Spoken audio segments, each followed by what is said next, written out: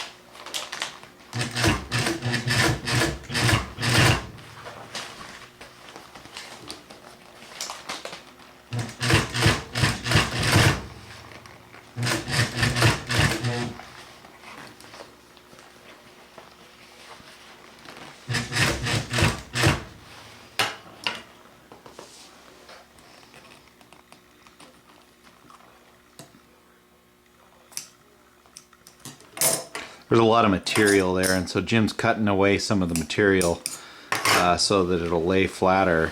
This is really a difficult stitch to perform because you're going around a curve and you got a lot of stuff coming together all at once.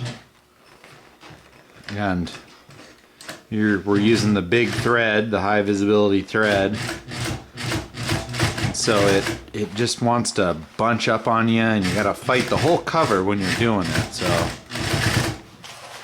Jimmy's making this look really easy, but this is not an easy thing to do.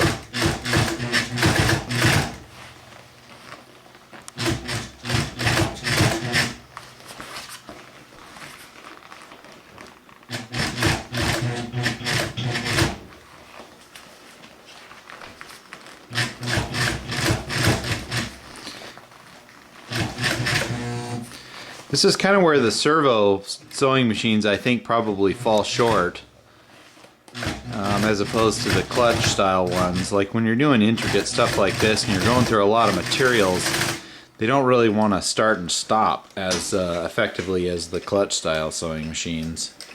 You can't ease into them as much. They just don't have quite as much torque, I don't think. And again, the newspaper on the back side to make everything slide so you're not fighting hang-ups. And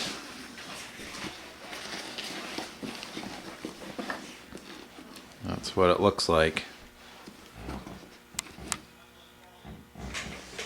Fantastic. Now we just gotta trim the excess off of it. It's really important to trim the excess because all that stuff potentially will show through when you stretch that cover pretty tight.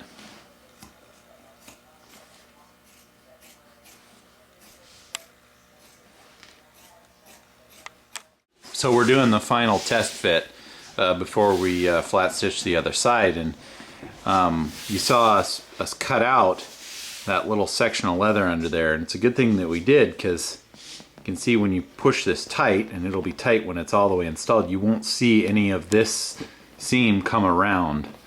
And then all that stuff was trimmed out. So once this is pulled tight like that and stapled underneath to our wood frame, everything should look pretty darn good. And you don't really want to do a full French seam on this, because this upper thread will wear out. And this is actually, in this situation, this is a much stronger stitch because you're sliding off of it. And the material's folded under and then stitched twice. So not only does it have the stitch there, it's got the stitch below. So as you're sliding in and out off the side of the seat, it won't wear out. Whereas in the middle of the seat, it looks really nice to have the French seam. Okay, here's the finishing touches on the Model A 1928. The Gypsy upholsterer made a nice cover, and he's doing some of his special artwork on it. And the owner's name is Burnett. This is in memory of his dad. It was Burnett Oil. I got the devil head with the old telephone number. So here's these are also called cockpit covers. So unsnap it, unzip it, and give you guys a peekaboo of what the finished product looks like. We did some pretty neat stuff on this. You saw the big stitch, door panels. One of the coolest things is we used the owner's father's military duffel bag, his Navy duffel bag, with his name on it as the floor mats for it. Made him a leather cover. Here you can see the bolster for the seat, and the water falls around.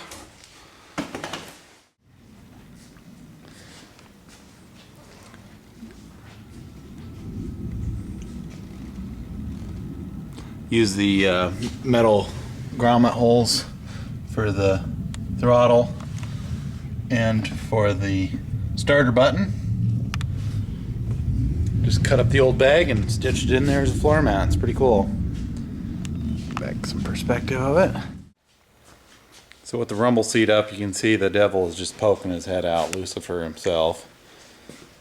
Here's what it looks like with the rumble seat. Simpler design on the rumble seat, but kept with the military bag for the floor lining. Leather on the side panels. This is about a retro hot rod as you can get. Pretty neat.